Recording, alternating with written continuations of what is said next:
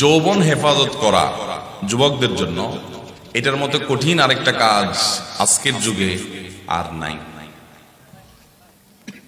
নামাজ রোজা পড়া এত কঠিন না, এমনকি দাড়ি রাখাও এত কঠিন না। যত কঠিন হলো যুবকদের জন্য যৌবনকে নষ্টামি, নোংরামি এবং জেনা ব্যভিচার থেকে বাঁচানোর মতো কঠিন এরকম আরেকটা, এটা যতটা কঠিন এরকম অন্য কোনটা কঠিন না। আর এই জন্যই নবী করিম সাল্লাল্লাহু আলাইহি ওয়াসাল্লাম বলেছেন, মাইয়াদমান লি মা বাইনা লিহিয়াইহি ওয়া মা বাইনা রিজলাইহি আদমান লাহুল জান্নাহ। যারা দুই ঠোঁটের মধ্যবর্তী অঙ্গ অর্থাৎ মুখ এটা আর দুই পায়ের মধ্যবর্তী অঙ্গ অর্থাৎ লজ্জাস্থান, এই দুইটা জিনিস অর্থাৎ তার চরিত্র এবং তার জবান, এই দুইটার দায়িত্ব যারা নিতে পারবে, নবী করিম সাল্লাল্লাহু আলাইহি ওয়াসাল্লাম বলেছেন আমি তাদের জন্য জান্নাতের দায়িত্ব নিয়ে নিলাম। তুমি তোমার এই দুইটাকে কন্ট্রোল করো, জীবনে কখনো এগুলোতে কালিমা লাগতে দিও না, এগুলো দিয়ে কোনো পাপ অপরাধ করিও না, হারাম রিলেশন করিও না, কোনো মেয়ের সাথে অবৈধ বিবাহ বহির্ভূত সম্পর্ক, হারাম সম্পর্ক, রিলেশন যেটাকে তোমরা প্রেম বলো, এই জাতীয় সম্পর্ক করিও না। তাহলে নবী সাল্লাল্লাহু আলাইহি ওয়াসাল্লাম বলেছেন আমি জান্নাতের দায়িত্ব নিয়ে নিলাম তোমার জন্য। যুবক ভাইয়েরা, উপায় কি? উপায় নাম্বার 1, হারামের পরিবেশ থেকে দূরে থাকতে হবে। এই জন্য অনেক স্যাক্রিফাইস করা লাগবে। যেই জায়গায় গেলে হারাম থেকে বাঁচতে পারি না ওই জায়গায় ছেড়ে দিতে হবে। ফেসবুকে গেলে চোখের হেফাজত করতে পারি না, ইচ্ছায় অনিচ্ছায় দেখা লাগে, তাহলে ফেসবুকই বাদ। যে পেজ থেকে, যে আইডি থেকে এগুলো অনবরত আসে এগুলো সব আনফলো। না, ফেসবুক বাদ দিয়ে থাকতে পারতেছি না, বহুত চেষ্টা করছি, আবার কদিন পরে ডাউনলোড হয়, তাহলে মোবাইলই বাদ, বাটন ফোনে চলে যেতে হবে। স্যাক্রিফাইস করবেন না আর শুধুমাত্র কিছু আমল করে জিকির আজকার করে জান্নাতে চলে যাবেন। জান্নাতে তো সস্তা না আর মায়ের হাতের মোয়া না ভাই।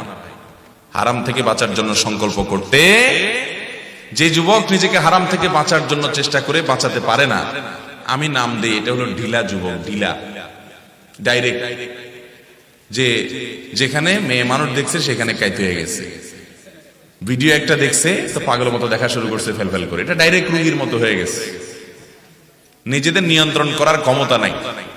আর যে হারাম দেখলে নিজেকে সরায় রাখে, না আমি এদিকে দেখবো না, আমি এটা শুনবো না, আমি এই পথে যাব না, আমি হারাম কাজ করব না, সবাই করে আমি করব না, নিজেকে বাঁচায় সংগ্রাম করে, এর মেরুদণ্ড আছে, এর ভিতরে নিয়ন্ত্রণ শক্তি আছে, কন্ট্রোলিং পাওয়ার আছে।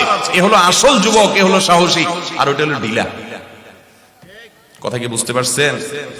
এই জন্য বাঁচার উপায় হলো হারামের পরিবেশ থেকে সরে আসেন। যদি এমন কোন পরিবেশ হয় যেখান থেকে আসলে সরে আসার উপায় নাই, যেমন বাজারে যাইতেই হবে, অফিসে যাইতেই হচ্ছে, কলেজে এমন পর্যায়ে আছেন ফেরত আসতেই পারতেছেন না, তাহলে যাওয়ার আগে থেকে পরিকল্পনা করেন যে আমি এখন যেখানে যাচ্ছি সেখানে অগণিত গুনাহের হাতছানি, চোখের গুনাহ হবে, আমি সেটা বাঁচার জন্য লড়াই করে সংগ্রাম করে থাকবো, এই নিয়ত করে বিসমিল্লাহ পড়ে আল্লাহর কাছে সাহায্য চেয়ে তারপরে বাসাতে বের হন, দেখবেন ইনশাআল্লাহ চোখের গুনাহ অনেক কম হবে। কথা কি বুঝাতে পারছি? এটা হলো 1 নম্বর কাজ, যে হারাম থেকে, হারামের পরিবেশ থেকে বাঁচার জন্য চেষ্টা করেন, সংগ্রাম করেন। নাম্বার 2, আপনি যৌবনকে হেফাজত করার জন্য, যৌবনকে কালিমা মুক্ত করার জন্য আপনি নেককার মানুষগুলোর সোহবত এবং সান্নিধ্যে থাকবেন। আল্লাহ ওয়ালা, মুত্তাকি, পরহেজগার, আমলদার। এক ব্যক্তি নবী করিম সাল্লাল্লাহু আলাইহি ওয়াসাল্লামের কাছে এসে বলছে, ইয়া রাসূলুল্লাহ, আমি জিনা করতে চাই, মেয়েদেরকে দেখলে আমার জেনা করতে মনে চায়, আমি জেনা করতে চাই। জেনা তো ইসলামে জায়েজ না, এখন করতে গেলে তো আপনার নিষেধাজ্ঞার কারণে মুসলমান, আমি করতেও পারি না, আপনি আমাকে দেখেন পারমিশন দিতে পারেন কিনা, যে আমার জন্য হালাল হয় কিনা, তাহলে আমি করতে চাই। দেখেন সাহাবী কোন অপরাধের কথা মনে আসলে আমরা হলে তো বলতাম না, হুজুরের সামনে যায় ফেরেশতা সাজতাম, তাই না? তাদের মনের সব সমস্যার কথা তারা নবীজিকে বলতেন, নবীজি সাল্লাল্লাহু আলাইহি ওয়াসাল্লাম তাদেরকে ট্রিটমেন্ট করতেন, সমাধান দিতেন। তখন নবী সাল্লাল্লাহু আলাইহি ওয়াসাল্লাম কিছু সময় তাকে সাথে রাখলেন, তাকে একটু বোঝালেন, এরপর তিনি বললেন, ইয়া রাসূলুল্লাহ, আমার মনে জেনার কোনো আকাঙ্ক্ষা আর নাই।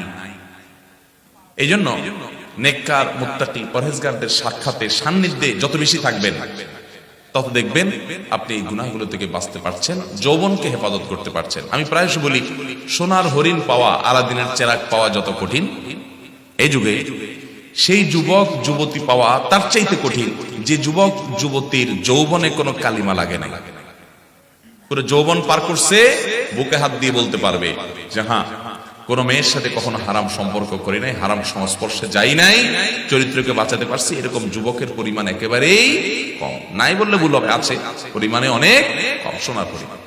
আল্লাহ তাআলা আমাদেরকে সেই সোনার হরিণ হওয়ার তৌফিক দান করুন। সেই সাথে ভাই আরেকটা দোয়াও করবেন আল্লাহ তাআলার কাছে। কি করবেন? দোয়া করবেন আল্লাহ তাআলার কাছে। দোয়া কি? দোয়া হলো আল্লাহুম্মা ইন্নী আউযু বিকা মিনাল ফিতানি মা যাহারা মিনহা ওয়া মা বাতান। আল্লাহ, আপনার কাছে আমরা পানাহ চাই, ফিতনা থেকে পানাহ চাই, মেয়েদের ফিতনা থেকে, নানামুখী ফিতনা থেকে পানাহ চাই। নামাজের শেষ বৈঠকে নবীজি সাল্লাল্লাহু আলাইহি ওয়াসাল্লাম একটা দোয়া পড়তেন, আল্লাহুম্মা ইন্নী আউযু বিকা মিন আযাবি জাহান্নাম ওয়া মিন আযাবিল কবর ওয়া আউযু বিকা মিন ফিতনাতিল মাহইয়া ওয়াল মামাত ওয়া আউযু বিকা মিন শাররি ফিতনাতিল মাসীহিদ দাজ্জাল। আল্লাহ, জীবন এবং মরণের সব ফিতনা থেকে পানাহ চাই। এগুলা ফিতনা ভাই, ঈমান ধ্বংস করার জন্য হাজারটা কাঁটা আসবে কিয়ামতের আগে। আল্লাহ তাআলা আমাদেরকে সেগুলো থেকে বেঁচে থাকার তৌফিক দান করুন।